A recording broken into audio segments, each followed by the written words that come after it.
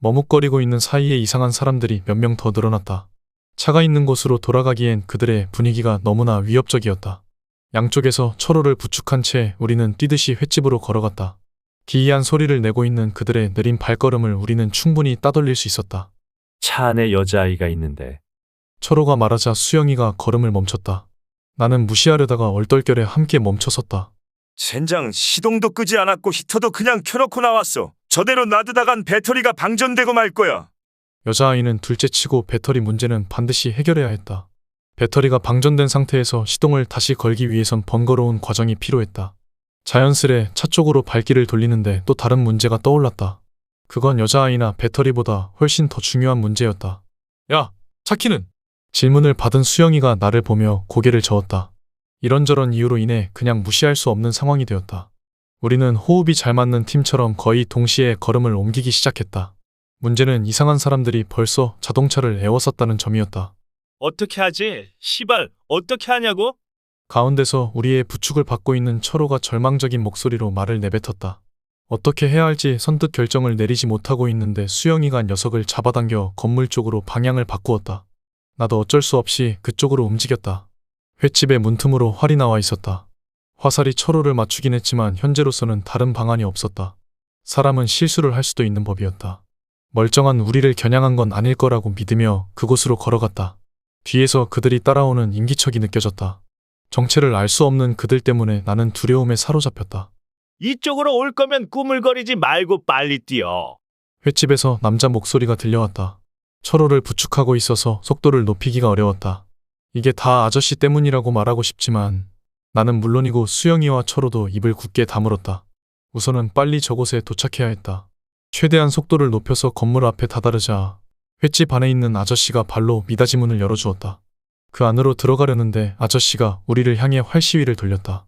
아까 철호를 맞췄던 게 실수가 아니었을지도 모른다는 생각이 들자 나는 자리에 털썩 주저앉을 뻔했다. 이 안에 들어오려면 나중에 내 부탁을 무조건 들어줘야 돼. 알았으니까 그것 좀 치워요. 수영이가 말하자 아저씨는 화를 다시 옆으로 돌렸다. 나는 무슨 부탁인지 들어보고 싶었지만 우리를 쫓아온 인기척 때문에 그럴 만한 여유가 없었다. 재빨리 안으로 들어가는데 아저씨가 활을 쏘았다. 뒤돌아보니 우리를 쫓아온 사람 중 한 명의 몸통에 화살이 꽂혔다. 그 사람도 아까 그 아줌마하고 똑같이 아무런 고통이 느껴지지 않는 듯 무표정한 얼굴로 계속 걸어왔다. 개새끼들, 도대체 왜 안 죽는 거야? 왜? 큰 소리를 내면서 아저씨가 문을 닫았다. 문은 쇠로 만들어져 있어서 튼튼해 보였다. 잠금 장치로 문을 잠근 아저씨가 우리 쪽으로 돌아섰다. 자네들 어디서 오는 길인가? 문 옆에 활을 내려놓으며 아저씨가 물었다. 서인 시내에서 오는 길입니다. 수영이가 덧붙여 자세히 대답하는 동안 나는 아저씨가 들고 있던 활을 살펴보았다. 양궁을 할 때 사용하는 서양식 활은 아니었다. 나무 재질인 활은 굉장히 오래된 듯 전체적으로 거뭇거뭇한 흔적이 남아 있었다.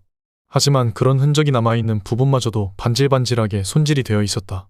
나는 예전에 보았던 영화 중 활을 소재로 만들어진 작품을 떠올렸다. 그걸 보고 나서 한동안 국궁이라고 불리는 우리나라 전통 활쏘기에 대해서 알아보았던 기억이 났다. 순전히 호기심 때문에 인터넷을 뒤져보게 만들었던 활과 달리 아저씨가 입고 있는 옷은 따로 시간을 들이지 않아도 무엇인지 금방 알아볼 수 있었다.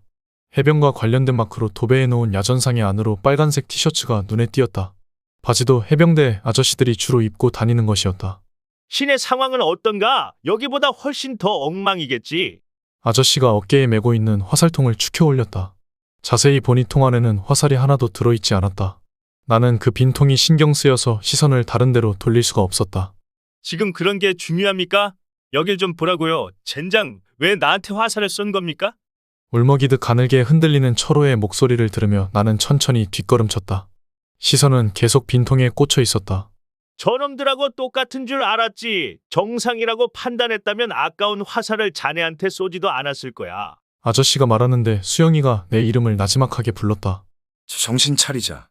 그의 말을 듣고 나서 나 자신을 살펴보니 철호를 부축하고 있던 손을 거의 놓아버린 상태였다. 인상을 쓰고 있는 녀석을 보면서 나는 앞으로 다가가 자세를 고쳤다. 그런데 아까 그 사람들은 어떻게 된 겁니까? 사람이 화살에 맞으면 이 친구처럼 반응하는 게 정상이잖아요. 수영이가 말하는 걸 들으면서 나는 가게 안으로 시선을 돌렸다. 횟집이기 때문에 테이블과 의자가 군데군데 놓여 있었다. 무슨 일이 있었는지 모르겠지만 질서정연하게 정리되어 있지는 않았다. 우리는 함께 뒤로 물러나 철호를 조심스레 의자에 앉혔다. 철호는 한쪽 엉덩이만 겨우 걸친 채로 의자에 앉을 수 있었다. 이유는 나도 모르지. 중요한 건 놈들이 원하는 게 우리라는 사실이야. 알듯 모를 듯한 대답에 수영이가 뭐라고 대꾸하려는데 갑자기 문이 덜컹거렸다. 유리를 통해 밖을 내다보았다. 우리를 쫓아온 놈들이 문에 몸을 부딪히고 있었다. 정상적인 사람이라면 문고리를 잡고 흔들었을 텐데 지금 내 눈에 들어온 그들의 모습은 그야말로 짐승과 다를 바 없었다. 평상시에는 볼 수 없었던 모습이었다. 그럼에도 익숙한 모습이라 여겨지는 건 공포영화에서 자주 묘사되었기 때문일 것이었다. 특히 지구 종말을 소재로 만든 공포영화나 살아있는 시체가 나오는 좀비 영화에서 봐왔던 장면과 매우 비슷했다. 정말로 영화 같은 현실이 벌어진 것인가 싶은 순간 아저씨가 어깨에 메고 있던 화살통을 두 손으로 붙잡더니 그걸로 문을 두드리기 시작했다.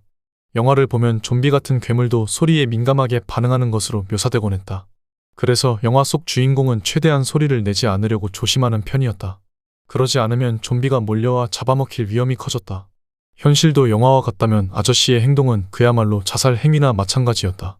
그래서 처음에는 깜짝 놀라 아저씨를 쳐다봤지만 나는 곧 이게 영화가 아니라 현실이라는 사실을 깨달았다. 문을 두드리는 소리가 나자 밖에 있는 놈들이 한 발짝씩 뒤로 물러나기 시작했다. 좀비 영화에서 봤던 것하고는 확실히 다른 상황 중 하나였다. 아저씨는 강약 조절을 하면서 계속 문을 두드려댔다. 이것도 이유는 모르겠지만 몇 번 이러고 나면 놈들이 다른 곳으로 가버리더라고. 전체적으로 서너 번씩 문을 두드리고 나니까 아저씨 말대로 놈들이 다른 곳으로 발길을 돌렸다.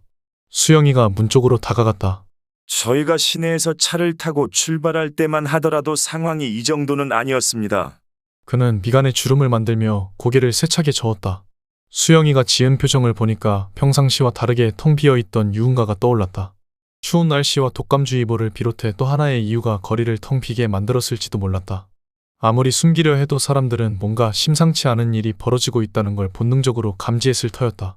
물론 그런 것에 둔감한 사람도 많지만 그런 사람들조차 뭔가 모를 의심과 두려움은 조금씩 갖고 있을 것이었다. 나를 비롯해 많은 사람이 그럴 텐데 그런 부류는 무슨 일이 터졌을 때 자신이 직접 나서지 않아도 누군가가 해결해 줄 거라고 믿는 편이었다. 하지만 고쳐야 할 무언가에 침묵하는 사람이 많으면 많을수록 사태는 더욱더 암담한 방향으로 흘러가게 마련이었다. 알면서도 매번 행동하지 않았던 나는 어느 정도 상황을 이해했다는 의미를 담아 고개를 살짝 끄덕였지만 수영이는 나와 달리 계속 고개를 저었다. 이 상황을 저로서는 전혀 이해할 수가 없습니다. 방송을 통해 속보를 들었고 병원에 들러 기이한 경험도 해봤지만 저 밖에 있는 사람들은 도무지 알 수 없는 존재란 말입니다. 문 앞에 다가간 그가 유리에 손을 대면서 밖을 내다보았다. 내가 서 있는 곳에서도 바깥 상황은 확인할 수 있었다. 10여 명 정도 되었던 놈들은 이미 다른 곳으로 흩어져 사라져버렸다. 아저씨가 빈 화살통을 활 옆에 내려놓았다. 그런 걸 지금 당장 누가 설명할 수 있겠나? 뉴스에 나온 전문가들도 분석을 한다며 이런저런 말들을 쏟아내긴 했지만 결론은 한 가지더군. 이런 현상이 왜 일어났는지 모르겠다는 거였어. 아저씨의 말이 끝나자 어디선가 문 열리는 소리가 들려왔다. 소리가 들린 곳으로 얼른 고개를 돌려보았다. 열린 건 화장실 표시가 붙어있는 쪽문이었다. 그 문을 열고 가게로 들어온 사람은 아줌마였다. 뽀글뽀글하게 파마를 한 머리가 눈에 띄었다. 밖에서 보았던 이상한 존재와 비슷한 머리 모양을 하고 있었다. 위험한 사람들 아니야? 아줌마가 안으로 들어오고 나서 여자아이가 뒤따라 들어왔다. 고등학생인 듯 어려 보이는 외모였다. 군인 아저씨인 줄 알았는데 아니구나. 아이가 한숨을 길게 내쉬었다. 기대한 상황이 아니라서 실망한 티가 확실하게 느껴졌다. 그래도 젊은 오빠들이네. 보기만 해도 마음이 든든해진다. 예. 아이에 이어 뒤따라 들어온 사람도 아줌마였다. 하지만 첫 번째 아줌마보다는 조금 더 젊어 보였다. 아마도 진한 화장과 헤어스타일 덕분인 것 같았다. 긴 생머리를 뒤로 넘기며 안으로 들어온 두 번째 아줌마 다음으로 또 한 사람이 우리를 향해 시선을 보냈다. 이번에는 우리 또래로 보이는 남자였다. 그것 봐요. 제가 뭐라고 그랬습니까? 정상일 거라고 했잖아요. 추리닝 차림인 남자는 손에 붕대를 들고 있었다. 그걸 철호와 나에게 보여주면서 가까이 다가왔다. 화살에 맞아 출혈이 심할 거라는 사실이 이제야 떠올랐다. 나는 두근거리는 마음을 진정시키며 철호가 앉아있는 자리를 내려다보았다. 예상한 대로 바지가 붉게 물들어 있었고 의자와 바닥엔 피가 고여 있었다.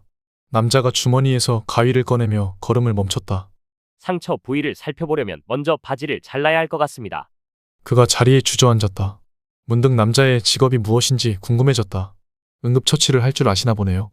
직접적으로 물어보기가 뭐해서 나는 이렇게 애둘러 말했다. 그는 상처 부위가 보이게끔 가위로 바지를 잘라내고 있었다. 대학 다닐 때 알바하던 곳에서 배운 적이 있거든요. 잘라낸 바지 조각을 조심스레 들어 올렸다. 무슨 아르바이트였는지 물어보려다가 나는 입을 다물었다. 살을 뚫고 화살이 꽂혀 있는 부위가 시야에 들어왔다. 이제 보니 화살은 엉덩이가 아니라 허벅지에 꽂혀 있었다. 워낙 이상한 상황과 맞닥뜨려서 경황이 없던 탓에 이를 직접 당한 녀석이나 그걸 목격한 우리 모두 정신이 없었다. 피로 범벅되어 있는 부위를 남자는 유심히 살펴보았다. 나는 속에서 욕지기가 느껴졌고 결국엔 헛구역질하면서 고개를 돌려야 했다. 일단 붕대로 지혈을 시킨 뒤에 화살을 적당한 길이로 잘라야 할 것 같습니다. 뽑지 않고 그냥 내버려 두겠다는 말입니까? 눈살을 찌푸린 채로 철호가 묻자 남자는 당연하다는 듯 고개를 끄덕였다. 무리해서 화살을 뽑다간 상처가 벌어지면서 출혈이 더 심해질 거예요. 철호로선 선택의 여지가 없었다. 녀석이 알겠다고 말하는데 어디선가 텔레비전 소음이 들려왔다. 뽀글뽀글 파마머리를 한 아줌마가 리모컨을 들고 있었다. 중국산 디지털 텔레비전이 맞은편 벽에 붙어 있었다. 화면엔 온통 노이즈뿐이었다. 채널은 7번에 맞추어져 있었다. 한국방송공사답지 않은 처사였다. 그동안 원치 않게 내야 했던 수신료를 떠올려 보면 이런 식으로 우리를 답답하게 만들어서 안 된다는 생각이 들었다. 아까 전까지만 해도 텔레비전이 나왔는데 지금은 왜 이러지? 아줌마가 불안한 듯 리모컨 버튼을 연속해서 눌러댔다. 여기도 우리 동네와 똑같은 케이블 방송국을 통해 전파를 수신받는다면 7번 다음에는 홈쇼핑 채널이 나오고 그 다음에는 한국방송공사에서 운영하는 또 다른 채널이 나와야 했다. 그런데 지금은 그 모든 채널에서 노이즈 화면만 나오고 있었다. 무슨 일이 벌어졌기에 방송을 하지 못하고 있는 것일까? 나만 갖고 있는 의문은 아닐 것이었다. 응급처치 중인 남자를 제외한 다른 사람들의 시선도 텔레비전에 꽂혀 있었다. 나는 아까 DMB 방송으로 보았던 속보가 어떤 채널이었는지 떠올려 보았다. 기억이 남아있는 대로라면 종합편성 채널 중 한 군데였다. 아줌마에게 그 채널을 말하려다 말고 화면 오른쪽 윗부분으로 시선을 돌렸다. 채널은 어느덧 20번을 지나가고 있었다. 노이즈로 가득 차 있던 화면에 영화가 나왔다. 화면 왼쪽 윗부분에 나와 있는 로고를 살펴보니 영화만 전문적으로 틀어주는 방송국이었다. 화면에서는 근육질인 남자 주인공이 성조기를 배경으로 기관총을 쏘아대고 있었다. 이런 상황에서 저런 총 하나만 있으면 얼마나 든든할까 싶은데 아줌마가 또다시 채널을 바꿨다. 뉴스를 찾아야 돼. 분명히 뉴스를 하는 데가 한 군데쯤은 있을 거야. 아줌마의 손가락이 더욱더 빨라졌다. 순식간에 30번이 지나가고 40번이 지나갔다. 버튼을 빠르게 눌러서 50번을 넘기자 화면에 찍히는 숫자가 1번으로 바뀌었다. 계속 눌러서 7번으로 되돌아갔다. 아직도 노이즈 화면이었다. 다리에 힘이 풀렸는지 아줌마가 리모컨을 떨어뜨리며 바닥에 주저앉았다. 여자아이가 엄마라고 부르며 그녀에게 다가갔다. 긴 생머리 아줌마가 바닥에 떨어져 있는 리모컨을 주었다. 텔레비전과 리모컨을 번갈아 보던 그녀가 버튼을 눌러서 영화 채널로 돌려놓았다. 황 마담, 시끄럽게 그런 건 왜 틀어놓는 거야? 문에 달라붙어서 바깥을 살피던 아저씨가 생머리 아줌마에게 말했다. 아저씨는 그녀를 황마담이라고 불렀다. 뭐라도 틀어놔야 마음이 안정될 것 같아서요. 황마담의 나긋나긋한 목소리 뒤로 기관총 소리가 터져 나왔다. 근육질인 남자 주인공은 아직도 적을 향해 기관총을 쏘아대고 있었다. 총에 맞아 쓰러지는 적들은 피도 흘리지 않았다. 지난 냉전 시대에 만들어진 비급 액션 영화다 보니 특수분장에 신경을 쓰지 못한 모양이었다. 나는 그 비현실적인 묘사에 피식 새어나오려는 웃음을 참으며 영화를 보았다. 바닥에 쓰러져 있는 적군의 정체는 소련군 병사들이었다. 수많은 총알이 주인공을 목표로 날아갔지만 단 한 발도 그의 몸에는 맞지 않았다. 멀쩡한 모습으로 수십 명을 상대하고 있는 주인공이 멋져 보인다기보다는 안쓰럽게 느껴졌다. 두 손 모아 영화를 보고 있던 황마담은 작게 탄성을 내뱉었다. 저런 남자가 한 명만 있으면 여기서 무사히 빠져나갈 수 있을 텐데. 그녀의 말을 듣고 나서 나는 이곳의 주인인 횟집 아저씨를 보았다. 그는 황마담을 향해 눈을 흘기며 이를 악물었다. 둘의 관계가 어떤 것인지 대충 알 것 같았다. 황씨의 마담이라는 호칭이 붙어 있는 걸 보면 그녀는 틀림없이 술집 사장일 것이고 아저씨는 그곳을 애용하는 손님일 것이었다. 나는 내 추측이 맞는지 알아보고 싶었지만 이제 막 만난 사람에게 지극히 개인적인 질문을 던질 수는 없었다. 시간이 필요하다고 생각하면서 바깥을 살피기 위해 걸어가는데 수영이가 뒤돌아보았다. 그는 아까부터 계속 바깥을 살피고 있었다. 철호야, 좀 어떠니? 그 말에 나도 철호를 보기 위해 고개를 돌렸다. 젠장, 당장이라도 화살을 뽑아버리고 싶어 미치겠어. 녀석이 이를 악물었다. 남자는 붕대로 철호의 허벅지를 묶은 다음 자리에서 일어났다. 피는 곧 멈출 겁니다. 문제는 화살이에요. 자를 수 있는 공구가 당장 필요합니다. 그가 가져온 가위는 문구용이었다. 천이나 종이를 자르기엔 충분하지만 나무는 무리였다. 철호의 상태를 고려하면 한 번에 자를 수 있는 공구가 필요했다. 바깥을 살피며 골똘히 생각에 잠겨있던 횟집 아저씨가 남자 쪽으로 시선을 돌렸다. 우리 집 현관에 있는 신발장을 열어보면 공구 상자가 있을 거야. 그 안에 펜치가 있어. 위치를 알려주었지만 남자는 선뜻 움직이지 않았다. 펜치 가지러 안 가시나요? 내가 조심스러운 말투로 묻자 그는 눈살을 찌푸렸다. 뭔가 난감한 문제가 있는 듯했다. 그 펜치 말인데요. 저번에 이장님이 빌려간 뒤에 아직 돌려받지 못했거든요. 머리를 극적이며 남자가 말하자 아저씨 입에서 걸쭉한 육두문자가 튀어나왔다. 정확하게 언제 빌려줬는데? 남자는 고개를 갸웃거리며 정확한 날짜는 기억나지 않는다고 대답했다. 아저씨는 또다시 욕을 내뱉곤 애당초 이장을 잘못 뽑았다는 요지의 말을 내뱉었다. 덧붙여 자기가 이장이 되었다면 이런 사태가 벌어졌어도 대처를 잘했을 거라며 열변을 이어갔다. 모두 한 귀로 듣고 한 귀로 흘리는 분위기였다. 아저씨의 열변이 끝나자 수영이가 남자를 향해 몸을 돌렸다. 펜치 말고 다른 걸 찾아보도록 하죠. 수영이가 걸음을 옮겼다. 나는 그에게 손을 흔들어 보이며 남자 옆으로 다가갔다. 내가 같이 가볼게. 너는 여기 남아서 바깥을 살피고 있어. 그가 걸음을 주춤거렸다. 왜? 의문을 제기하는 그의 눈빛이 의심으로 물들어 있었다. 철호를 좋아하지도 않으면서 내가 왜 나서는 거냐고 눈빛으로 말하는 것 같았다. 밖에 차가 있잖아. 기회가 되면 차에 가서 시동과 히터를 꺼야 할 거 아냐? 안 그래? 속내를 숨긴 채 수영이가 남아야 하는 이유를 그에게 제시했다. 재빨리 머리를 굴린 결과였지만 이것도 무시할 수 없는 이유였다. 승합차 주위에 모여들었던 놈들 중 일부는 우리를 쫓아왔고 일부는 여전히 그곳에 남아있었다. 만약 놈들이 사라진다면 재빨리 뛰어가 시동을 끈 다음 차 키를 챙겨야 할 것이었다. 아울러 여자아이의 상태도 살펴봐야 할 터였다. 수영이가 고개를 끄덕이며 발길을 돌렸다. 나는 남자를 보았고 그는 화장실 표시가 붙어있는 쪽문으로 걸어갔다. 그 모습을 보고 있던 파마머리 아줌마가 나를 향해 시선을 돌리면서 눈을 부라렸다. 왜 저러나 싶어 고개를 갸웃거리며 남자를 따라갔다. 철호는 화살에 생살이 뚫려버린 고통 속에서도 아까부터 계속 여자아이를 힐끗거리고 있었다. 그런 녀석의 치료를 위해 앞장서서 나선 건 물론 아니었다. 내가 굳이 남자와 함께 다른 곳으로 가고자 한 건 조용히 얘기를 듣고 싶었기 때문이었다. 아저씨와 황마담의 관계는 물론이고 이 마을에서 벌어진 일에 대해서도 알고 싶었다. 그 중에서도 제일 먼저 묻고 싶은 건 우리가 들어오기 직전에 이들이 뭘 하고 있었는가 하는 점이었다. 내 기억이 맞다면 우리가 처음 바닷가 모래사장에 들어왔을 때는 어떤 건물에도 불이 켜져 있지 않았다. 바깥에 있는 놈들을 의식해서 불빛과 소리를 차단하고 있었던 건 아니었다. 아마도 이들은 지금처럼 불을 켜놓은 상태에서 텔레비전을 보고 있었을 것이었다. 하지만 우리가 나타난 순간 이들은 불을 꺼버렸다. 도대체 왜 그랬는지 알고 싶은 속내를 숨긴 채 쪽문을 지나갔다. 쪽문은 마당으로 이어져 있었다. 오른쪽에 화장실이 있고 왼쪽에 밖으로 나갈 수 있는 파란색 대문이 있었다. 앞서 마당을 가로질러 간 남자가 앞에 보이는 집의 현관문을 열고 안으로 들어갔다. 마당을 중심으로 집과 가게가 나란히 붙어있는 구조였다. 솔직히 공구 상자엔 도움이 될 만한 게 없으니까 다른 곳을 찾아봐야 할 거예요. 남자의 말을 들으면서 나도 집 안으로 들어갔다. 저기 실례지만 무슨 일을 하는 분인지 여쭤봐도 괜찮을까요? 아까 하려다 말았던 질문을 던지며 그를 보았다. 추리닝 차림인 남자는 자신이 한 말과 상관없이 신발장을 열어 공구 상자를 꺼내고 있던 참이었다. 직업을 물어보신 거라면 무직이라고 말씀드려야겠네요. 그가 신발장 위에 공구 상자를 내려놓고 나서 길게 한숨을 내쉬었다. 2주가 지난 뒤에는 나도 같은 처지가 된다는 사실에 가슴이 답답해졌다. 남자의 입가에 씁쓸한 미소가 떠올랐다. 무직인 상태에서 지금은 단편 소설로 신춘문예를 준비하고 있습니다. 일부러 나이까지 물어볼 필요는 없을 것 같았다. 우리와 또래로 보였던 첫인상이 맞을 거라고 나는 확신했다. 바닷가 마을에서 창작 활동이라 왠지 낭만적인 일이라도 벌어졌을 것 같은데요. 별뜻 없이 던진 말에 반응을 보인 것인지 그가 공구 상자를 거칠게 열었다. 나는 뭔가 말실수를 한 것 같아서 그의 눈을 피해 상자 안으로 시선을 돌렸다.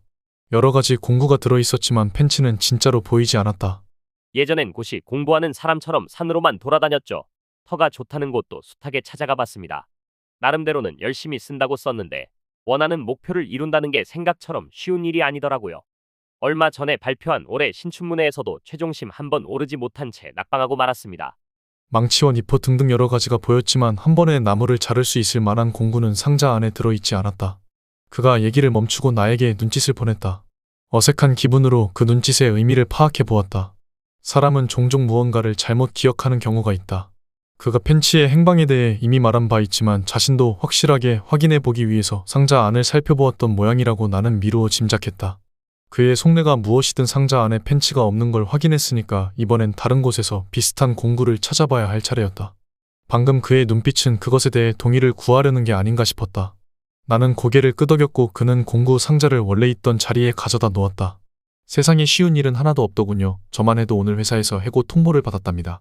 뭔가 공감대를 형성할 수 있을 만한 게 필요할 것 같아서 오늘 있었던 일에 대해 말하자 무명 작가가 신발장을 닫으며 나를 쳐다보았다. 무직인 상태에서 등단을 준비해온 사람에게 동정을 받고 싶은 생각은 없지만 상황이 상황인 만큼 나는 그 눈빛을 온전하게 받아들였다. 해고된 날에 이런 일까지 겪게 되다니 참 못 같은 하루였겠네요. 그가 신발을 벗고 거실로 올라갔다. 나는 거실 한쪽 벽에 붙어있는 해병전후의 현수막을 보면서 신발을 벗었다. 현수막 아래에 소파가 놓여 있었다. 쉬려고 앉는 곳에 저런 걸 붙여놓다니 나로선 상상도 하지 못할 일이었다.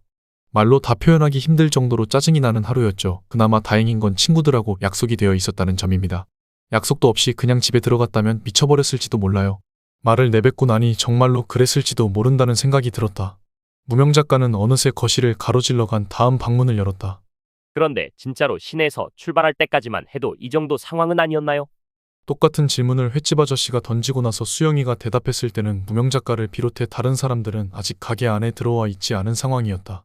같은 공간에 있지도 않았으면서 두 사람의 대화를 어떻게 들었던 것일까? 나는 의심의 눈초리로 그를 보았다. 횟집 아저씨하고 그런 대화를 나눈 건 어떻게 알았습니까? 질문을 던지자 무명 작가가 걸음을 멈추고 나를 향해 돌아섰다. 쪽문에 귀를 갖다 대고 안쪽 상황을 계속 살폈거든요. 처음부터 바깥에 계셨던 겁니까?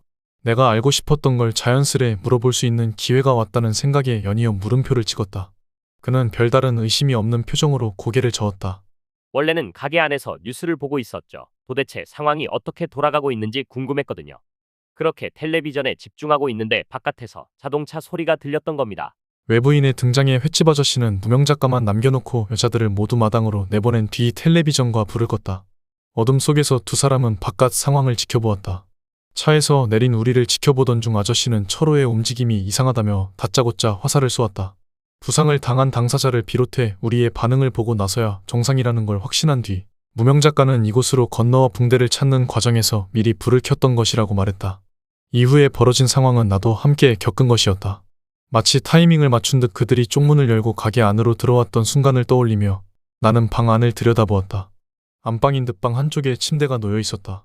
동네가 평상시와 다르게 조용하긴 했지만 이런 일이 벌어지리라곤 상상도 하지 못했죠. 불과 몇 시간 만에 그것도 눈 깜짝할 사이에 모든 일이 벌어졌습니다. 내가 던진 질문에 대해 마무리를 지으며 무명 작가는 방 안 이곳저곳을 살펴보았다. 그 모습이 매우 익숙해 보였다. 그가 이 집 주인이라고 해도 믿을 수 있을 것 같았다. 나는 그를 눈으로 쫓아가며 병원에서 겪었던 일을 떠올려 보았다. 이곳에 오기 전에 병원에 잠깐 들렀습니다. 병원엔 무슨 일로 가셨던 거죠? 질문을 듣는 순간 이 얘기를 괜히 꺼냈다 싶었다. 전후 사정을 사실대로 말했다간 당장 이곳에서 쫓겨날 것 같았다. 무명 작가긴 해도 어쨌거나 이야기를 만드는 사람이라면 일반인보다 상상력이 뛰어날 것이었다. 나는 우연히 들르게 되었다고 얼버무린 뒤 그곳에서 보았던 할머니 얘기를 꺼냈다. 정확한 건 아니지만 밖에 있는 저놈들하고 똑같은 존재는 아니었습니다. 그는 자신이 던진 질문을 그다지 중요하게 여기는 것 같지 않았다. 나로선 천만다행이라고 여겨졌다. 그가 장롱문을 활짝 열었다. 혹시 그 할머니가 독감 증세를 보이진 않았나요? 질문을 들으며 나는 장롱 안을 들여다보았다. 그 안에는 군복이 가지런하게 걸려 있었다. 이 집의 주인인 횟집 아저씨가 입고 다니는 옷이라는 걸 대번에 알 수 있었다. 국궁이 취미인 해병대 출신 아저씨는 한 번 해병은 영원한 해병이라는 말을 모토로 살아가고 있는 듯했다. 그 할머니 기침을 굉장히 심하게 하기는 했죠. 그가 던진 질문에 이렇게 대답하자 아래 칸을 열어 물건을 뒤지던 무명 작가가 재빨리 뒤돌아보았다. 이전의 질문과 대답을 주고받을 때까지만 해도 보이지 않았던 반응이었다. 게다가 나를 보는 눈빛에서 의심과 공포가 한데 뒤섞여버린 것 같기도 했다. 그 눈빛에 괜히 겁이 나서 뒤로 한 발짝 물러났다. 혹시 할머니와 어떤 식으로든 접촉하지는 않았겠죠? 그 질문에 나는 고개를 저었다. 나와 수영이는 독감에 걸리면 안 된다는 생각에 몸을 얼른 피했었다. 접촉은 절대 없었다는 대답을 듣고 나서야 그는 경계의 눈빛을 누그러뜨렸다. 나는 다시 한 발짝 다가가 아래 칸을 내려다보았다. 그 안에는 얇고 긴 나무 한 묶음과 쓰임새가 궁금해지는 공구들이 들어있었다. 그렇다면 다행이네요. 전 독감에 걸려서 앓다가 저런 문해충 같은 괴물로 변하고 싶지는 않거든요. 그가 각종 공구 중에서 하나를 집어들었다. 그것은 정원을 관리할 때 사용하는 가위와 비슷해 보였다. 나는 그 공구의 쓰임새가 무엇인지 물었고 그는 횟집 아저씨가 화살을 만들 때 사용하는 것이라고 대답했다. 대답을 듣고 나니까 하나로 묶여있는 나무의 쓰임새도 금방 파악되었다. 나무는 화살의 원재료였다. 그가 들고 있는 공구는 화살의 길이에 맞춰 나무를 절단할 때 사용하는 것일 터였다. 원재료를 자를 수 있다면 철호의 허벅지에 박혀있는 화살도 손쉽게 자를 수 있을 것이었다. 아래 칸을 닫고 무명작가가 자리에서 일어났다. 나는 또 한 가지 궁금한 게 생겨서 입이 근질거렸다. 그런데 안방 장롱 안에 그것이 있다는 건 어떻게 알게 된 겁니까? 장롱문을 닫는 그의 뒤통수에 대고 질문을 던졌다. 횟집을 운영하는 가족과 아무리 가까운 사이라 해도 언젠가는 떠나야 할 손님일 수밖에 없는 무명작가가 한숨을 내쉬며 뒤돌아섰다. 굉장히 부끄러운 얘기지만 제가 이 집에 있는 여자와 사귀고 있거든요. 그의 말을 들으며 나는 가게에서 본 여자아이를 떠올렸다. 아무리 성숙해 보인다 해도 어린 나이는 감출 수 없었다. 지금 바깥에 세워져 있는 승합차 안에서 사경을 헤매고 있을 여자아이와 또래일 것 같은 외모였다. 철호와 비슷한 성향인 녀석이라고 생각하니까 갑자기 비위가 상했다. 나는 억지로 미소를 지었다. 아무리 낭만적인 사랑도 좋지만 두 사람이 사귀기엔 나이 차이가 너무 나는 거 아닌가요? 문제점을 대놓고 드러내자 그는 주머니에서 담뱃갑을 꺼냈다. 침대 옆에 있는 협탁 위에 잿더리와 라이터가 놓여 있었다. 조금이라도 양심이 있다면 미성년자를 건드린 범죄에 대해 고민이 많았을 터였다. 나는 어떤 식으로 변명할지 궁금증을 안고 그를 지켜보았다. 나이 차이가 많이 나죠. 처음 고백하고 나이를 밝힌 다음에 우리 둘 다 한숨을 내쉬었을 정도니까요. 그가 나에게도 담배를 권했다. 교통사고가 난 이후로 상황이 급박하게 돌아간 탓에 담배를 피울 생각조차 하지 못했다. 담배를 받으면서 나는 그가 꺼낸 말을 다시금 되짚어 보았다. 일부러 나이를 물어보지 않아도 그녀가 학생이라는 건 얼마든지 알 수 있었다. 가게에서 본 아이와 지금 내 눈앞에 있는 무명작가 아저씨가 같은 고민을 하며 함께 한숨을 내쉬는 모습이 언뜻 어울리지 않았다. 그때는 큰 고민이었지만 지금은 어느 누가 뭐라 해도 서로 사랑하는 사이랍니다.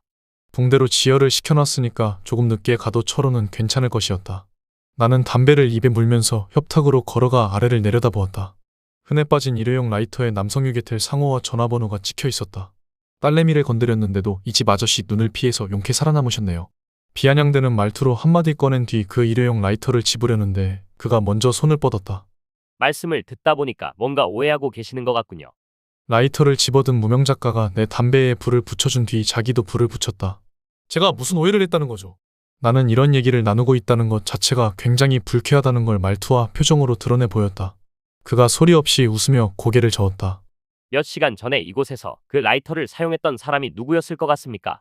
당연히 이 집 주인인 횟집 아저씨를 떠올리는데 그가 손가락으로 자신을 가리켰다. 바로 저였습니다. 그리고 그 라이터 때문에 저와 말다툼을 벌였던 건 바로 이 집 아줌마였죠. 그가 소리내어 말한 아줌마라는 단어에 나는 고개를 갸웃거렸다. 아줌마라면 혹시 그 파마머리 아줌마를 말하는 겁니까? 놀란 목소리로 묻자 그는 겸연쩍게 미소를 지으며 고개를 살짝 끄덕였다. 이상하게도 저는 나이 많은 여자한테 마음이 끌리더라고요. 철호가 미성년자 강간 미수로 경찰서에 잡혀있다는 소식을 들었을 때보다 훨씬 더 놀라운 얘기였다. 그가 지금 사귀고 있다고 말한 여자는 내가 예상했던 여고생이 아니라 그녀의 엄마였다. 엄마의 외모는 그야말로 전형적인 시골 아줌마였다. 성적 매력이라곤 손톱의 때만큼도 찾아볼 수 없는 여자와 그는 매일 밤 미래를 즐겨왔다고 말하는 중이었다. 이 집 아저씨는 저녁만 먹고 나면 밖으로 싸돌아다니면서 술을 퍼마시더군요. 어차피 겨울엔 비수기이기 때문에 가게에 손님도 없으니까 마음껏 술 마시고 계집질하러 다니는 거죠. 얘기를 듣고 나서 나는 아저씨와 황마담의 관계에 대해서 물었다. 잿더리에 담뱃재를 털면서 그가 환하게 미소를 지었다. 눈치채셨군요. 맞습니다. 그 두 사람은 이 동네에서 꽤 유명한 커플이죠. 우리 누님도 두 손 두 발 다 들었을 정도라고 하더군요. 그는 황마담이 운영하는 술집이 어떤 곳인지도 말해주었다. 술집은 민박집이 모여있는 주택가의 외곽에 있었다. 맥주와 양주를 판다고 간판에 적어놓은 가게의 상호는 앵두였다. 앵두에선 술 말고 다른 것도 팔았다. 바로 황마담의 웃음과 몸이었다. 손님이 가게에 들어와 자리에 앉으면 그녀는 일단 옆에 바짝 붙어서 남자의 허벅지를 더듬는 것으로 장사를 개시했다. 그날 매상을 올리기 위한 준비 작업에 돌입하는 거죠. 무명작가의 입가에 미소가 맴돌았다. 좋은 느낌의 미소는 아니었다. 그의 얘기가 계속 이어져 나왔다. 앵두를 찾는 손님들은 다른 곳에서 술을 마시고 2차나 3차로 가는 경우가 대부분이었다. 얼큰하게 취기가 올라와 있는 상태에서 아랫도리를 공략하면 100이면 100 흥분 상태가 되기 마련이었다. 그렇게 맛만 보여주고 나서 황마담이 맥주와 양주 중 하나를 선택하게 만들면 손님들은 대부분 사나이 운운하며 호기롭게 양주를 시킨다는 것이었다. 싸구려 국산 양주 한 병에 20만 원을 받죠. 언뜻 비싼 것 같지만 황마담의 서비스를 생각하면 돈이 아깝지는 않을 거예요. 이렇듯 무명작가의 말투를 듣다 보니 약간 껄끄러운 기분이 들었다. 이유는 금방 찾을 수 있었다. 무명작가는 내가 그런 술집을 전혀 모를 거라는 전제를 깔아놓고 말하는 중이었고 나는 그 잘못된 전제로 인해 자존심이 약간 상했던 것이었다. 그의 생각과 달리 나도 앵두와 같은 술집에 가본 적이 있었다. 회사 근처에 있는 유흥가 안쪽에 그런 가게들이 다닥다닥 붙어 있었다. 신입사원을 환영한다는 취지로 모였던 회식 자리에서 3차인가 4차로 갔던 곳도 그런 가게였다. 비정규직이었던 나는 상사들에게 잘 보이고 싶은 마음에 끝까지 달렸고 그곳에서 원치 않은 행위까지 해야만 했다. 모든 사람이 보는 앞에서 옷을 홀딱 벗고 여자와 유사를 해보였던 것이다. 게임에서 진 벌칙으로 그런 짓을 벌인 것이었는데 지금 돌이켜봐도 그때 느꼈던 수치심이 그대로 떠올랐다. 그런 곳에서 그따위 경험을 하고 난 뒤 나는 사회생활이 어떤 것인지 몸소 깨닫게 되었다. 대한민국이란 나라에서 사회생활을 제대로 하려면 간이고 쓸개고 모두 다 내보여야 했다. 정규직이 아니라면 더욱더 치열해야 했지만 나는 결국 그곳에서 해고 통보를 받고야 말았다. 사실 제가 이곳을 선택하게 된 건 군 생활을 근처에서 해봤기 때문이었습니다. 제대할 때까지 해안초소에서 근무를 섰죠. 성수기가 언제고 비수기가 언젠지 잘 알고 있었답니다. 무명작가가 재떨이에 담배를 껐다. 그는 추억에 잠긴 듯한 눈빛으로 허공을 바라보았다. 병장 때 외박을 나와서 앵두에 가본 적도 있습니다. 그때도 황마담이 가게를 운영하고 있었죠. 당시 우리들 사이에서는 꽤 유명한 곳이었습니다. 맥주 한 병만 마셔도 군인들한테 몸을 준다는 소문이 파다했거든요. 군 생활 내내 그 소문을 들었으니 얼마나 궁금했겠습니까? 제대하고 나면 기회가 없을 것 같았어요. 믿져야 본전이라는 생각으로 앵두에 가봤습니다. 어떻게 됐습니까? 질문을 던지고 나서 나도 재떨이에 담배를 껐다. 그러면서 아까 횟집에서 본 황마담을 떠올려 보았다. 기본적으로 예쁜 얼굴이지만 속절없이 흘러간 세월은 어쩔 수 없었다. 아무리 화장을 해서 가려도 우리보다 10살 이상 차이가 난다는 걸 숨길 수는 없었다. 솔직히 나는 저쪽에서 돈을 준다고 해도 몸을 섞고 싶지 않았다. 10년 이상 차이 나는 세월의 간극이 나에겐 너무나 버겁게 느껴졌다. 소문과 달리 맥주 한 병으로는 어림도 없더라고요. 무조건 기본을 시켜야 한다고 해서 맥주 3병에 5만 원을 냈죠. 비상금까지 탈탈 털었기 때문에 확실하게 놀아야 한다고 다짐하고 있었어요. 여기까지 말한 무명작가가 피식 웃음을 터뜨리며 문을 향해 걸음을 옮겼다. 그렇게 약간 긴장한 상태로 앉아있는데 황마담이 술과 안주를 들고 왔습니다. 원래 입고 있던 원피스가 아니라 속옷 차림이었죠. 5만 원으로 첫 경험까지 할 수 있겠다 싶어서 술을 마시는 내내 긴장하고 있었습니다. 하지만 소문과 달리 그 짓을 하려면 돈을 더 내야 했죠. 돌이켜보면 당연한 건데 그때는 좀 화가 났던 모양이에요. 어쩌면 자존심도 상했던 모양인지 그때 이후로 이상하게 나이 많은 여자한테 집착하게 되더군요. 거실로 나간 그를 따라 나도 걸음을 옮기는데 궁금한 게 하나 떠올랐다. 나는 걸음을 재촉해 무명작가한테 다가갔다. 등단을 준비하러 이 동네에 다시 왔을 때 황마담이 그쪽을 기억하고 있지는 않던가요? 그는 걸음을 멈추고 바깥으로 시선을 돌렸다. 아까 집 안으로 들어올 때 현관문을 닫아놓지 않아서 마당이 그대로 내다보였다. 언제까지 내릴 작정인지 눈이 계속 쌓이고 있었다. 일부러 물어본 적은 없지만 아마 기억하지 못할 거예요. 시간이 꽤 지나는 동안 수많은 사람을 만나 봤을 겁니다. 그중엔 저 같은 군바리도 많았겠죠. 그가 나를 향해 고개를 돌렸다. 입가에 맴돌고 있던 미소가 사라지고 없었다. 씁쓸해한 표정만 남겨놓은 채 그가 다시 걸음을 옮겼다. 신발을 신은 무명작가는 빠른 속도로 마당을 가로질러 갔다. 나는 그가 이 집 아줌마와 얼마나 깊은 관계인지 물어보고 싶었지만 기회를 놓쳤다. 혼자 추측하며 천천히 신발을 신었다. 그는 안방에 무엇이 있는지 정확하게 알고 있었다. 집주인이 아닌 그가 이런 상황에서 적절한 물건을 단번에 찾아냈다는 건 평상시 안방에 자주 드나들었다는 증거였다. 무명작가는 횟집 아저씨가 집에서 나가면 밤늦도록 들어오지 않는다는 걸 알기 때문에 아줌마와 안방에서 마음껏 사랑을 나눌 수 있었을 것이었다. 불륜이 이런 식으로 일어날 수도 있구나 생각하며 나는 마당으로 나갔다.